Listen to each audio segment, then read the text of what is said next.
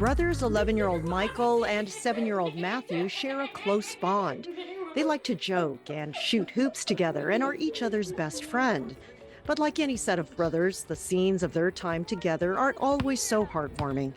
And for these two, any situation can be especially unpredictable because of the autism diagnosis that Michael received at a young age. It's a diagnosis that mom Jennifer took action with immediately.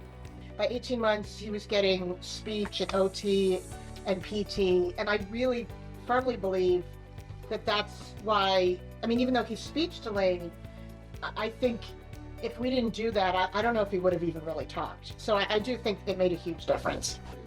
Parenting can be a challenge for anyone, even under the most ideal conditions. But parenting children, Matthew, who is neurotypical, and Michael, who is neurodiverse, comes with its own unique demands. He doesn't like loud sounds. He takes extra effort to engage, and he occasionally will have meltdowns, which are different than tantrums. They're like sensory overloads. And so we have a calm down corner in his room, and we have different strategies.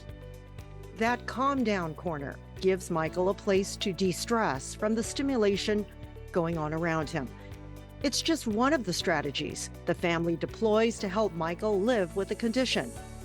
Playing with the family cats works too.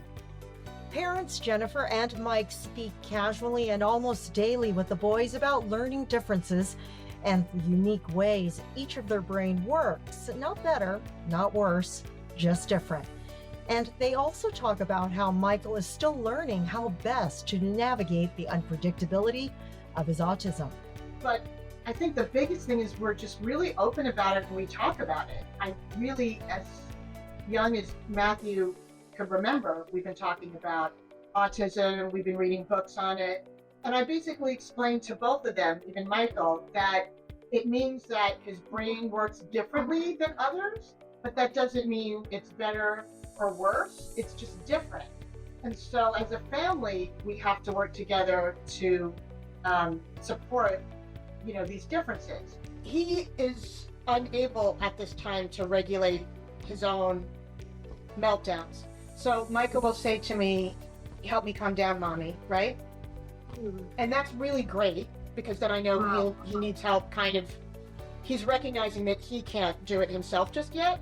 And so I'll do something like, "Okay, hold your breath, Michael," and we'll go, "That's right." And then we do, what else do we do? Counting.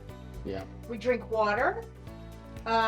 So there's different things to try to get him to a better place. But it depends on what the issue is and his mood. Sometimes a meltdown can be just a couple of minutes, but we've had times, especially during the beginning of the pandemic, where meltdowns would be 45 minutes. It can be very tense, especially for his brother Matthew. I feel a bit worried that I hide from him because he might get mad at me and have a temptation to hit me. Mm-hmm. So I get worried, so I'm scared. It can get frustrating. And what I always tell Matthew, and I'm sure he'll agree with me, is Michael doesn't have as many words as we do. That's the way I put it, that he doesn't have as many words. Matthew can talk up a storm. Matthew and I can have conversations for days, but Michael can't. And so he gets overwhelmed sometimes by Matthew. When Matthew's, talking to him, Michael lacks these skills to be like, "Dude, you're overwhelming me." So that's why sometimes he will hit Matthew probably more than anyone else. But this moment is a good one. Their parents are making every effort to reinforce that bond. I have a wall upstairs that has a picture of all of the pictures where they're being loving. I call it the brother wall. So I'll show them that a lot, that they have to look out for each other and support each other as much as possible. Jennifer is referencing the support that needs to continue when both parents are no longer around. It's a reality that she and Mike are preparing Matthew for, while revising their expectations for Michael's future. The first thing that I had to do was to release all the preconceived notions I had of having a son. That You know, when she was pregnant and, you know, we were planning the future, I was like, yes, I'm going to take him to ball games. You know, we're going to play catch in the yard. We're going to do all these things that I never got to do with my dad, or that, you know, you always wanted to bond with your son over. And throw that plan out the window. Instead, the revised plan includes helping others understand autism better and encouraging families with similar circumstances to ask for help. Jennifer, a writer, publishes articles on what life is like with a neurodivergent child. It does still have stigma on it. And I think sometimes you can feel powerless because I can't predict what's going to happen with Michael. I can't make certain things happen with Michael. Despite how many groups there are out there and resources, there's still not a really solid roadmap for parents who have a neurodivergent child. There just isn't. Especially because they're all so different. You know, what may work for one parent may not work for another. What would work for one child may not work for another. Jennifer and Mike want to give Michael and Matthew the best future they can and hope to cheer their sons on through life's milestones. We all have special skills. We all have jobs that fit us well and jobs that don't, and there shouldn't be any difference in how that's viewed.